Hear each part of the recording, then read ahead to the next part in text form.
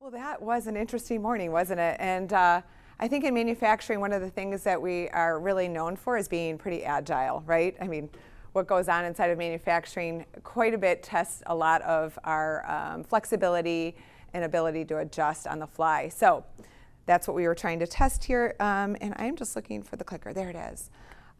So a couple comments for those that were able to make the game last night. Thank you. What a great night. I know a lot of us were a little worried about the heat, but it actually ended up being pretty nice up there. Nice breeze, a great game, lots of great networking. So thank you for that, and thanks for being here. I think it's a testament to your commitment to your organization, to our industry, and what we're all trying to do to keep our nation strong in terms of manufacturing. One other thing I wanted to say is certainly a thank you to the SME staff for their work in making this event happen. And there's a few people in particular I'd like to call out, and I'm looking for, in particular, number one, Megan Shea Keenan in the back. A lot of them might have connected with her on the tickets for thanks for what a great night and all of this, along with Greg Jones. I don't see Greg somewhere here, maybe Greg. Thank you, Greg Jones, Dan Sloan, and Andrea in the back in our marketing team. Lots of other people, but please join me in giving them a round of applause. And then a few of us last night after the game, we stopped to get a little Pepsi, and we were sitting chatting, and just to let you know, I think a few of us were really troubled after yesterday. We were the 6/5, the 6.5, the 6-5 group, and what that means is we were 6 on the old side, 5 on the young. And if you remember Greg Sertman, who stood up here and said he was really struggling, that he was on the border, and I was like, I'm on the border too. Well, we ended up sitting with like 5 other border people. So what did we start doing? We started questioning the questions, right? Like good instructional designers were like, were they written really well though? Because I felt like I answered that one about 8 tracks. I was like, well, I knew my parents had one, but I didn't technically ever own one. So now I'm kind of thinking I'm a 5/6. I started kind of convincing myself I'm a 5/6. So any of you 6/5s that also felt the questions were unfair and kind of led you a certain way, that's what we decided last night. So we literally spent a fair amount of time talking about those questions, by the way. So with that, though, I'm going to jump in and share a few things. And as we mentioned, we're going to consolidate this a little bit. But I thought I would just spend a minute. I don't know how much we've even said about SME, the organization. So we're a nonprofit, 90 plus years, serving manufacturing. You can see here our purpose is to advance manufacturing to drive competitiveness, resiliency, and national security. We really do that through our mission in 2 key ways: advancing technology adoption, as well as advancing people and talent, so technology and talent. We believe when those 2 are done in tandem, when they're invested equally, when we invest in technology, we invest in people, we really create innovation capabilities and capacity inside of our companies, our communities, and our country. That's kind of what drives us. That's why you'll see an event that's going on to kind of showcase what the art of what's possible inside of technology. But also, certainly in my role as a Chief Workforce Development Officer and been with the organization for a couple of decades, is really to say, but don't forget about talent. Yesterday, I got the opportunity to go down and speak at that event, and I kind of said, you know, you might not see talent on your balance sheet, and inside of manufacturing, for those that are in manufacturing, you know the KPIs that are mostly driving your business every day. But we've really got to work in this room. This is the room that's going to translate and keep talent front and center in our strategic planning and those KPIs that we know we drive those same things. We drive productivity, we help with safety, we help with quality. So we are actually affecting those KPIs, but sometimes our organizations aren't always understanding the importance of our talent development. So that's a lot of what we work on, and I know you guys work on as well. So that kind of is a good depiction of what I just mentioned there. So within the workforce side, we, for decades, really prided ourselves on trying to figure out what content you needed, what curriculum, what skills, and then figure out what modality to deliver that in. You know, was it best and instructor-led? Do we need a certification? We launched some virtual reality. But a lot of you shared with us that that wasn't enough. You really needed organizations to help step up and help you with attraction, diversification, as well as retention. So a lot of our evolution is really driven by you. So as you work with any one of our staff, now through today or after, please let us know how we can better serve you. But these are things we're trying to do to expand out how we help you in your jobs every day. One of the things that's unique about SME is we are a national nonprofit. So we have this line here, think nationally, but act locally. Act locally with you, with your colleges, with the manufacturing extension partnerships, all the different groups that exist within a locale. However, what we also want to do is sometimes see something locally and help it scale nationally. Sometimes we find maybe a school or a college or a certain community-based organization like Uniquely Abled yesterday is doing something, but what can SME do to help it scale nationally so that others in a certain region that might not have known about it get to see access to that. So it's a little bit of our think nationally, act locally, but see locally and help scale it nationally. And I think you'll see a couple of those as we talk today. So let's get into a little bit about this changing work landscape. So ironically, this was already in my slide deck, and then yesterday I kind of was like, yep, this is where I heard the 8-track tape, because I was in one of these vehicles, and when you really think about this is really bad parenting. Because I don't know about you, if you sat in these, you're in the back, you're facing, what's the main area that gets hit in a car, right? You get hit from behind. There's your children, no seat belts, little bucket seat, running around in the back, right? Parents are smoking in the front, 8-track tapes are playing, Simon and Garfunkel's on, Bridge Over Troubled Water. It's all, you all know the story if you were there, I was there. That's why I answered that question, that I knew what an 8-track tape was, but I didn't own it. So everything has changed though in workforce. It is a lot going on, right? So we talk about all the technology advancement, but all of us that are in the world of people and talent, we know that a lot's going on. And we're going to touch on a little bit of those things. In this one, because I've been doing this for a long time, we've been talking about the skills gap for a long time, but this is a real text I got. I was at an event. Route M is canceled today. I have a middle schooler. She was home. I had left, got on the plane. I thought everything would be fine. She was going to get on her bus. She was going to go to school. Things did not go that way because there wasn't a bus driver, right? We know that this is now happening. You try to go to a store, and all of a sudden there's a sign on it that says, we'll be back later. You're on the hold with the bank, and they're like, you can expect longer delays. We don't have people. So this idea of what we've been dealing with is now everywhere. So that means our jobs just got harder because everybody is looking for talent. And I'm not going to go through a lot of these, but there is a couple I wanted to point out. I think you guys all know the lowest birth rates in 40 years, all those in history, record low labor participation rate. The one in the middle is about accumulated wealth, and I think a couple of you heard my remarks yesterday at the panel. I shared this because I came across this and it really started scaring me, this level of what we're trying to deal with in terms of talent and recruiting people and attracting them into our industry. And we know that a lot of people are looking at work-life balance differently. We know people are looking at work differently. And the statistic came out that the millennials by 2030 are set to inherit $68 trillion. They'll become the wealthiest generation in history. A lot of it because a lot of us have been working really hard and accumulating and saving it for a rainy day to pass it along to our young people. Now everyone's not created equal. We know there's lots of people who do not have wealth coming into their homes, right? And we were trying to bring those individuals up into family sustaining wages into employment. But there is a fair amount of the youth that are going to get a nice $68 trillion that could influence how they see, again, work and how that fits into their life, right? Where some of us maybe didn't have that situation. So it's just another data point that kind of we're dealing with.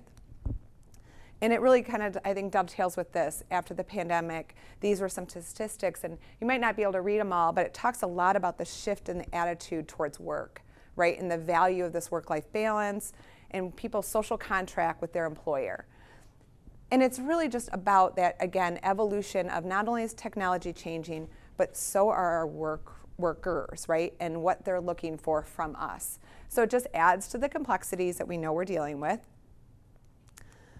And then there's this, and you may say, why is this up here? Does anyone know what you might have called this when someone has, an ability and you get called to go to the local bar and play? You got a gig, right? You got a gig. So that's where that term came from. If you know the gig worker, the gig economy, I think this is actually fairly significant. The gig economy has allowed people who may be back to the prior charts, right, are looking at work differently. They want flexibility. They want to have a little bit more of that autonomy in what they do and how they do it. We want to do that for a while and then go travel for a while. this gig economy is really a very significant aspect, again, of what we're up against when we think about what people are looking for work. And so this is about kind of pulling in that gig economy. You can see where the manufacturing workforce is in the center. Obviously, there's other non-manufacturing demands in terms of those other sectors, not just us looking for people, everybody's looking for people.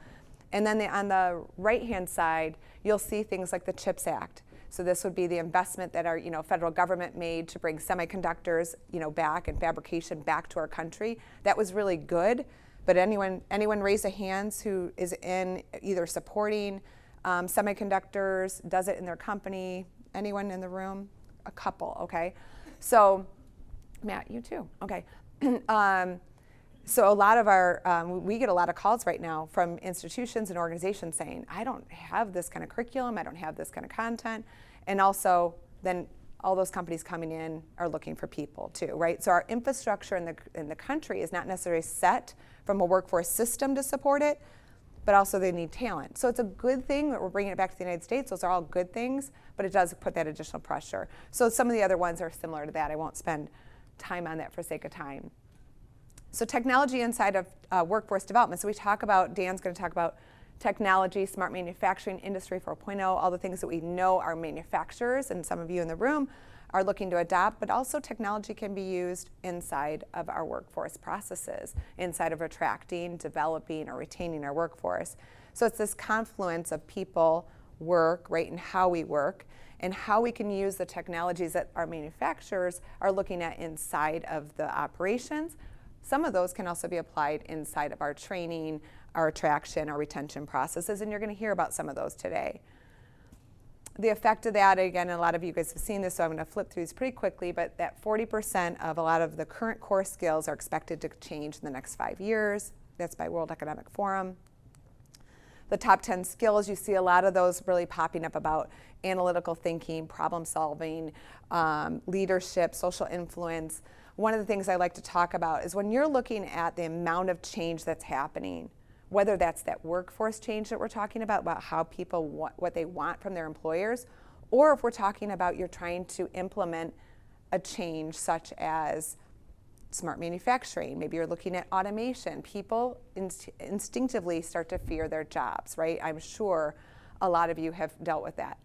That puts a lot of pressure on our organizations, and in particular leadership, to navigate through transformation in a way that's safe for employees, that they feel like they have a job at the end of that they can be part of your development and your growth and your destination.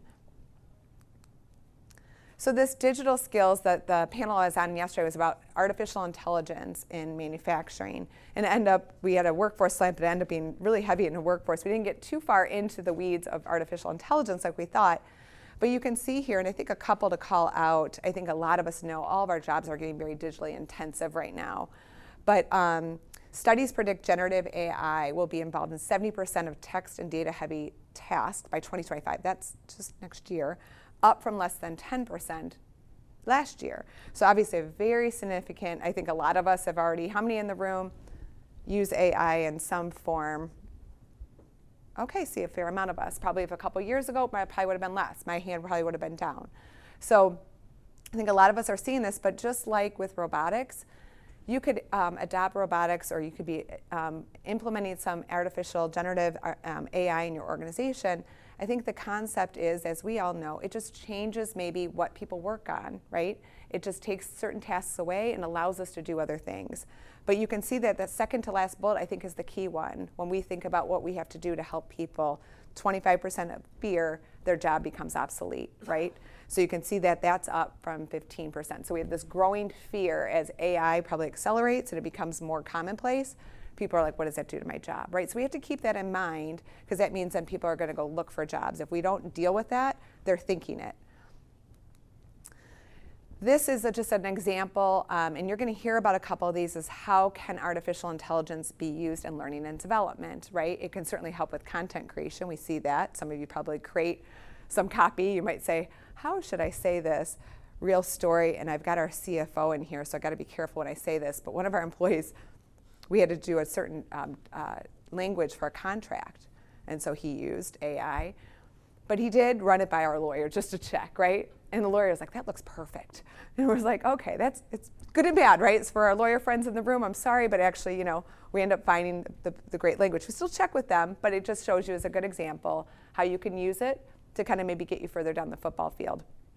So that would be one example, but obviously there's things like how to personalize content for somebody using machine learning, right? So one of the things that we're even looking at with our content, and a lot of you that engage with our content, is how can we have it do some machine learning to say people who took these classes also took these, like recommended, right, versus some of how it's done right now.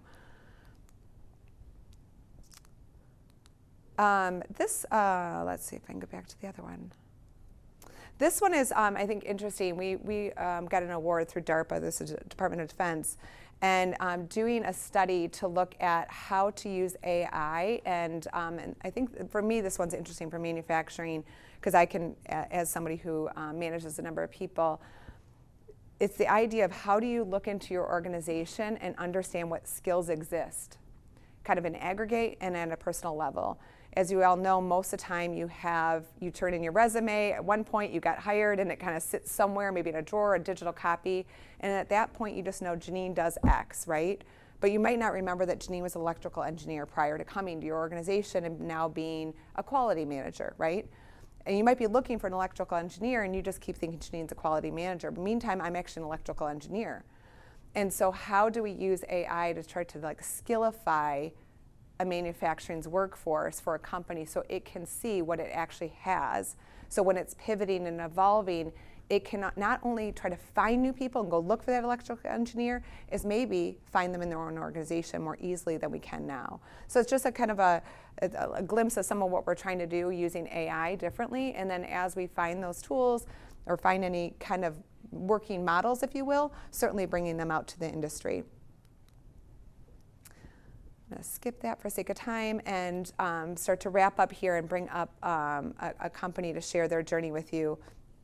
So this is something I like to do is I use this analogy. I've been doing it for years, so if I've done it in front of you, I apologize. But I liken it to going to the doctor, and I get my physical, and I feel very fortunate and blessed that I, for the most part, feel pretty good. And so when I go for my annual physical, I walk in feeling pretty good. Any old day, I get off a call, I do whatever, I walk in the door, just sit down, and I'm feeling pretty good until the doctor asks me those terrible battery questions, right? Like, how much water do you drink a day? And you're like, no. And then they're like, how much sleep do you get? It's like, oh, not enough. Are you have stress? No, not at all. How much do you work out, right? And before you leave, you are a train wreck. You're like, I am falling apart. I am a total disaster. I am not well, right? But the good news is the doctor just makes you think back to the preventative things that we all know we should be doing, but we sometimes forget to do, right? So that's the idea of this. It's the version of your doctor checkup, but these would be questions that, I'd ask you to ask yourselves, or maybe you have an HR partner or somebody in your organization, you sit down and you ask yourselves, are we kind of doing some of these things? Because sometimes we just have to feel the pain of answering like I did with the doctor to kind of say, yeah, maybe I got to make a change, right? And it might not be for the people in this room. We've had people tell me, I'm going to go take this back and do this with this group, right? Because they don't understand. You understand, but this might help them. If they answer all of these in a negative way, they might start to go, oh, maybe we should get in front of this. So this is just kind of a closing slide before I ask Matt, a longtime friend and partner of SMEs, is I think a lot of you know that some of you are in this room representing a nonprofit or maybe a consulting organization. Certainly our academic partners, we heard from some yesterday, workforce investment boards, that work a lot with those that are dislocated workers in your community. Catalyst Connection was, I think, on stage maybe later today, and we've had Uniquely Abled. You guys know your local manufacturing extension partnerships? Some of you? Okay, hopefully you do, that they're in. And then Manufacturing USA, you'll hear a little bit about that from Dan. So lots of resources. If you don't know them, SME is always happy to connect you. Again, that's why being a national organization, we get to see a lot of things. So if we don't know it, we typically, or do it ourselves, we certainly typically know somebody who does. So hopefully we can help you on that. So what I'd like to do is ask Matt Hilgendorf to join me on stage. Matt, for anyone who was here 2 years ago, he shared his journey from Atcor, come on up, And he was very transparent about some of the struggles he had at his organization, and he's worked for the last 2 years and trying to solve many of those. And I thought I would ask him to share the stage. We didn't think he could be here originally, but when I found out that he could, I thought, okay, I'm going to bring you up during that morning talk we have and ask him to share a little bit of what he's been doing, what's been working, maybe some best practices or things that he's seen, but in particular, maybe some roadblocks you've come into, and ask you guys if you might have ideas on how he might be able to learn from you as well. Matt? Thank you. So those of you who weren't here 2 years ago, or maybe your memory's a little bit less than 2 years ago, I'll give you a little bit of an introduction and some background. So I've been in and around SME for longer than I want to admit. And 3 years ago, I took over the operations role. Atcore is about a $5 billion enterprise, so call it a medium size. And so I heard yesterday the words mom and pop, which I think we understand, hey, 10, 12 machinists, we heard that discussion yesterday. And then I'll refer to Woodward with their video yesterday, right, called bigger enterprise. So consider us a smaller enterprise. And so I took over the operations role for about 15 plants 3 years ago. And for us, that was the start of ground up. No real documentation, no training development, no real structure, really nothing there. It was truly, where do we start? So of course I called Janine and said, hey, can you just send me the recipe so we can just read it and deploy? He did. She laughed and said, yeah, there's a $99 fee for that, and we'll send it right over. And after a lot of conversation, a lot of benchmarking, keep in mind our business, so Janine asked about semiconductors, we make everything between utility and outlet. So we're an electrical products provider with some additional businesses, pretty diversified. So within the operations that I lead, it's actually 8 different businesses, 15 plants that all do different things. There's no similarities. And so we're a provider of, one of our brands is Unistrut. And so we talk semiconductors, CHIPS Act, the IRA. We also make torque tubes for solar farms. So you look at kind of the diversity of what we do, we're very people heavy. Not a ton of automation because we are primarily finished order, a lot of make to order, a lot of high SKU count, a lot of customization. Customers that you would recognize, right? Big data centers, Intel and the CHIPS Act is one of our customers, for example, building multi-billion-dollar factories for chips. We're putting all their electrical infrastructure in. So you think, well, people heavy, plants that aren't alike. Called Janine and said, hey, where do we start? And so 3 years ago, or 2.5 years ago, we started there. So now we're 2.5 years in, we've hit a point of, I'll call it, conflict. All right, we did the kind of the groundbreaking, and we started. And so I'll share some of the lessons learned, but then I also want to open it up for a conversation, questions, all the pointed questions, maybe the questions that nobody else really wanted to ask. Let's get them out on the table. A couple of key lessons learned, right? Not surprising, but caught us a little bit off guard. So we rolled out what we originally were going to call the Chief Trainer Program, where we had this desire to build a job laddering where we took folks from frontline roles, and we had kind of created this ideal job description, and we had a couple of those people in the organization. Today we still have operations without those people because I can't find them internally. So we did hire our first external as well. So when I say from ground up, literally starting, how do we start a training and development structure without a training and development structure? Probably the number one lesson learned is just the amount of coaching and mentoring and guidance that those folks need. Stepping away from, literally one day operating or, fill in the blank of what they did to now becoming part of training and development. And as hard as we looked around and as much benchmarking as we tried to do, there wasn't, kind of tips, tricks, and structure. But what we did find out is just the number of calories required to get those folks engaged and to separate themselves from the old job and to really focus. In alignment with that is also, and I know I heard some conversation last night with Daimler Truck, how come everybody doesn't want to be really strong in talent and development? How come this part of the factory or this building or this division is all in, and then somewhere else they're like, yeah, we don't really need that? So we're experiencing that as well, where certain operational leaders, call them plant managers or distribution managers, are all in. They see the value, they know they have a need, they want to reduce time to qualification, you could talk all the metrics you want, and they're all in because they're really good leaders. And then you go to the next building or the next part of the company, and it's not that they're bad leaders, but they got all the maintenance issues, they've got all the other talent issues, and they just think the program runs on its own. It definitely doesn't, especially when you're 2 years from ground up, right, without, call it, formal T&D structure. So on Janine's checklist, with that top item, alignment between, I call it operations and HR. We have stellar alignment between operations and HR, but the program still doesn't run itself. It never will. So you'd say, hey, that lift from bringing people out of the front line to become part of the training organization. And for us, that was imperative because we were built on black books and secrets and notes written on the side of equipment, right? So we needed those people to help us extract the information, get it into documentation. We were at that level. Like, we're literally hundreds and thousands of work instructions we're creating.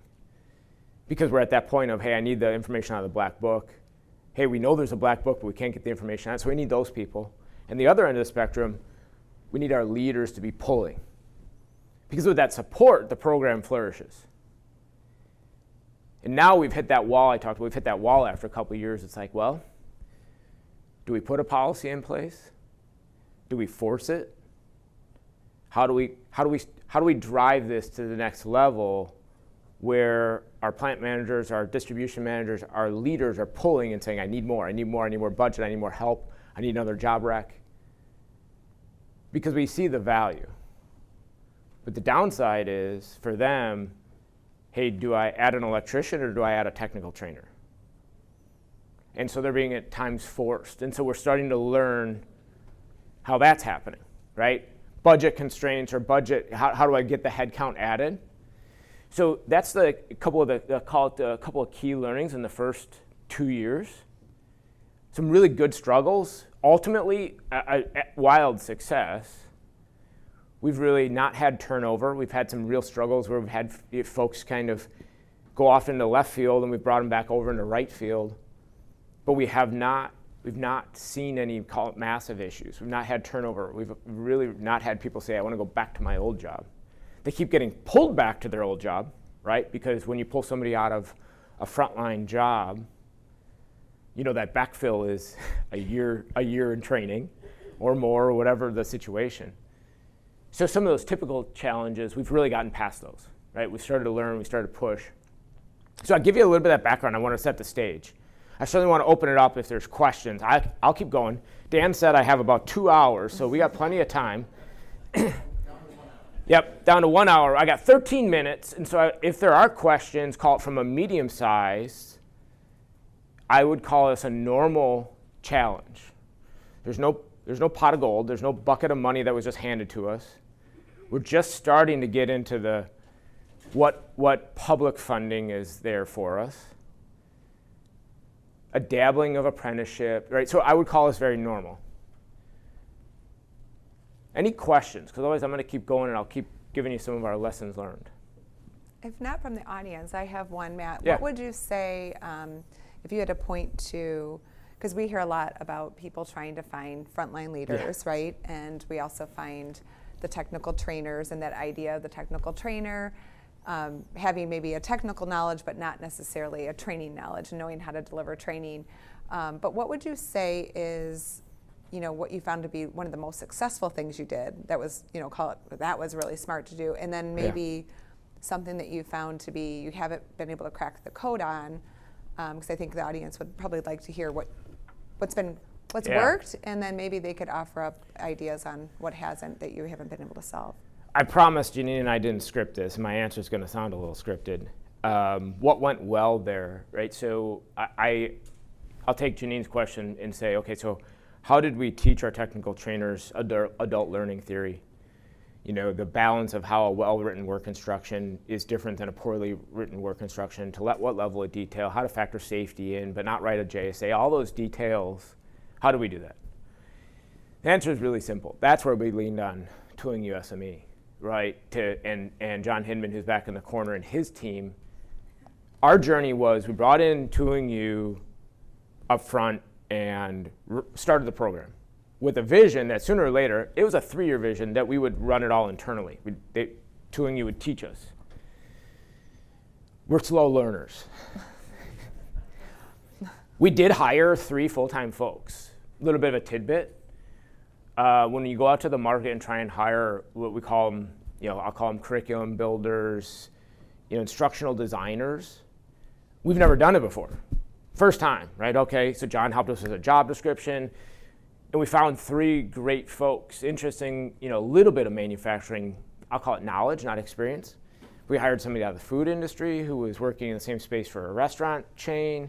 So we found some alternative folks, and that's kind of Tooling U came in and taught our leaders. And so when you teach, and I'll use an analogy, some of our best technical trainers were welders who then became technical trainers. They know nothing about, I'll call it instructional theory. They hadn't used Microsoft Word. They hadn't used Outlook. They hadn't scheduled a meeting. So hey, we're building that team. And so we did bring those folks together. Tooling U ran for us kind of an upskilling in that space. How to use the work construction templates, how to take good pictures, how to, and really to ask questions, right? As they start working through documentation, they start working with the curriculum developers. And then the process of breaking our processes down. So the job instruction piece of it, and John loves to tell this story because I think John's looking for some additional accolades as he becomes our continuous improvement department at the same time. John will say to me, hey, did you know that you guys are running this process, but you're actually not running it the way you're supposed to? And I said, well, John, that's why you're here, right? So the manufacturing engineer says, oh, this is how the process runs. And the supervisor says, you don't know what you're talking about. It actually runs like this. And then the operator says, you're both wrong. This is how we run it. And then second shift says, well, no, we run it differently. So if you really think about the entire process, and we've taken somebody who's a welder, and now we put them in the middle of this to drive the documentation, the training, the qualification checklist. So to answer your question, long-winded answer, Janine, one thing was certainly recognizing, maybe a little bit late, but earlier on, that those folks that we pulled from the frontline level definitely need that upskilling, using Tooling U to do that, because that's what they do. We don't know a thing about adult learning theory, but certainly John and his team do. So bringing them together, admitting that we need to do that work, opening up that door, that was a huge aha moment for us. And then probably the second one was just really admitting just how much we don't know how our processes run, and being a little bit more open to, hey, this is going to be a bigger endeavor than we thought it was. Because we thought, hey, this was straightforward. We need to get the staff in place. We need to get the instructions written. We need to start to change qualification checklists. And so probably one of our other hurdles, and it's a huge hurdle, is peer trainers, right? So you've got the structure, but now you need so many people in the business to be training on a regular basis. Certainly for us, our turnover, higher than it's ever been. Probably everybody's the same. And so now you're training exponentially more than you were certainly 5 years ago or 10 years ago. Hey, how do I get those folks in the business I'm an operator and I'm a trainer? How do I get them some basics on adult learning theory and understanding good training, and how I don't just draw a line down the qualification checklist and sign my name? I actually go box by box and I follow the field guide, and so now that they're structured to being a peer trainer. So that's another one that I'll call it a stumble or a hurdle of really recognizing how much of a lift that is, because that's probably 1,000 people, 1,000 trainers. So just the structure, and that's the recipe that we were looking for from Tooling U that Janine told me I could buy for $99, and we're putting it together as we're flying the airplane. Does that answer your question? Yeah. Super long-winded answer. Well, no, and I think you've also mentioned, and you've mentioned the difficulty of your leaders not wanting to take so many people off the floor to train, and I'm guessing some of you have dealt with that, and you were sharing. I don't know if you cracked the code on that, and I thought maybe someone in the audience, because I got to imagine a lot of you hear that, I don't have time to pull them off, right? Yeah. They got to be operating the machines. And anybody have plant managers with short-sighted mindset? There was a good chuckle there. That was a good one. I can say that because I was one, and thankfully I think I grew up from that point. It's really easy because you get in the world's on fire, and I got this order that's got to get out, and this customer's so far angry, and all that stuff, right?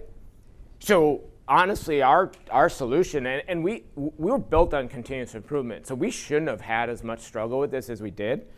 I'll get to you in just a second. Because we should be used to pulling folks for all week Kaizen events, and we should be used to that. But when we said, hey, this trainer needs to be with this trainee, and it's going to take 6 weeks, it's like, well, no, because the trainer's got to run, got to be doing this and got to be doing that, and the trainee is going to get forced over on overtime on the other job. So that commitment to saying, and in particular had one plant who was moving trainees around like it was musical chairs. So what we've gone after then is the mindset at the, I'll call it, I'm generalizing here because we don't use this term, but at the plant manager level, we've gone after that mindset. So July, we have once a year, we bring all of our operational leaders together. That's a big conversation is, this is how you will lead an operation, and this is a core part of who we are. So I think it was number 3 on Janine's checklist was culture. So now we're spending way more of our time, way more of my calories and my thinning hair on structure with culture. Here's who you will be if you're going to be an operational leader, and continuous improvement, workforce development is critical to your DNA. And we went all the way to that level because it's like, that's got to be top down, right? You've got to have a plant manager, you've got to have a distribution manager saying, yeah, we have the commitment, because if we don't get the trainee proficient, we're going to be retraining, we're going to be failing qualification, we're going to be in the same hole. But getting that embedded with plant managers, it's like banging your head on the wall, right? Because they're getting it from both ends. Go ahead with your question. Kind of questions, kind of a little bit of comments Yeah. in there. So I'm hearing about all this training, and it all sounds very technical. Yep. And your growth, because you're kind of coming in and training all these people at once. Have you ever heard of train the trainer? So that's essentially what the structure is built on. Right. So we did a deep dive into, hey, which methodology, right? Is it TWI? Is it train the trainer? And so we did formal train the trainer. Mm-hmm. The challenge we hit is, so in our structure, I'll give you a little bit of rundown. In a large facility, you have a technical training manager, and then multiple technical training leaders, and then you have peer trainers. So that's where your train the trainer is supposed to be at, right? As a technical training leader should be teaching the peer trainers and qualifying them, because one of the other things we learned is, and we have both union and non-union facilities, and it's a little bit stronger in some facilities, but the desire or the willingness to be a trainer is starting to dissipate. And I'm hearing comments even directly to me when I'm in the facilities. I'm training nonstop. You bring me a person, and then they disappear after 3 weeks. And then there's another person, and all I'm doing is training full time.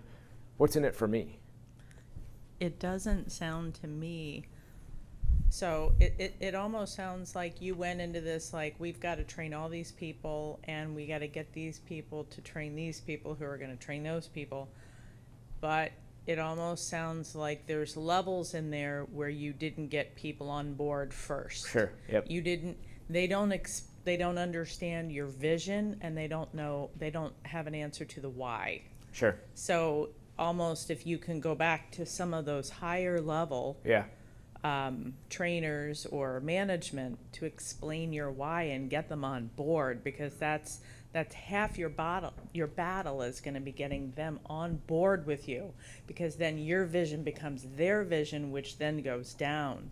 It sounds like there's a disconnect in there somewhere. Sure. Where they don't understand and they're not on board with your vision. And unfortunately, that's where sometimes your decisions become tough ones, because you don't fit with our vision. Sure. So. Yeah, you're right, and I can tell you where that breakdown is. And so we didn't take an approach where I'll call it retrained everybody. We were in a situation that we had so many trainees in the business, growth and then attrition. We just had this huge population of trainees. And everybody knew, supervisors knew, plant managers knew, all the leaders, everything. A huge part of our conversation was talent. Talent's one of our top imperatives. There's another one on the checklist. So it's public that talent is part of our strategy. What we probably weren't clear enough on that drove the vision was, hey, this technical training effort is the solution. You do well over here, your time to qualification goes down, the person's in the job doing a good job sooner. And that's where, over time, I think we got better communicating that. But to your point, the why. The frontline folks know, hey, there's not a person on second shift. I'm getting forced over 12 hours every day because there's not a person there, and I need a person trained there. And I think we did make some assumptions, too many assumptions, that, of course, everybody's going to understand. This effort is because we need more qualified folks. I mean, we have huge openings, still have huge openings, right? Facilities missing, 10, 12% of their workforce. Well, and that, of course, that's overtime. So absolutely, points well taken in terms of, yes, we probably didn't start well. I think we recovered, but to your point, the other thing too is, and the onboarding is probably the naughty word that we call it, but we call it immersion, of doing a poor job explaining when somebody comes on board the process and why it's critical, and interacting with a trainer and those things. So we definitely know in that space we've been trying continuously to build some muscle there. So point well taken. Yeah, I think, quick question if we can. We're just running out of time, but real quick. So Dave ran Talent's Connection earlier. Janine said that talent programs sometimes don't show up in balance sheet. Oh yeah. How do you measure the financial impact of the programs you have? It's probably not. Yeah, Dan, I'm going to need that other 2 hours. No, you got a 1 minute, 60 seconds, my friend. The answer is really easy and it's really short. It's extremely difficult, and no matter what, it's never a direct correlation. So we focus on a couple things. We focus on overall productivity, and we have a really strong productivity measurement. I can go in hours on that, but that's a different conference. Probably the most important thing that we then measure is time to qualification, and a baseline. Hey, it takes 12 weeks, and how do I actually start to set and identify and document a time to qualification? We started with a system that wasn't documented. There was no 6-week or 8-week or 12, it was not known. There might have been some speculation, but our goal was to take that baseline, good, bad, or ugly, and then, okay, how do we drive that down? Now, that's an indirect way, but that's dollars. It's overtime dollars, it's productivity dollars, but having that direct measurement, I spend X on training and I get Y out. I hope, I'll listen to your answer later because I hope you got it, because we came to the fact. Yeah, we came to the conclusion, obviously, like the rest of you. We haven't cracked that nut yet. Yep. Well, thank you, and please join me in thanking Matt for Thank you, sharing guys. a little bit. Thank you. And now we'll be bringing up, Dan, do you want me to, you're going to bring up? And I think to wrap that up, though, I think you can see that we talked a little about leadership having such a significant role. I think that's, to me, the takeaway of a lot of conversation that we need to work on is how we do that top-down change.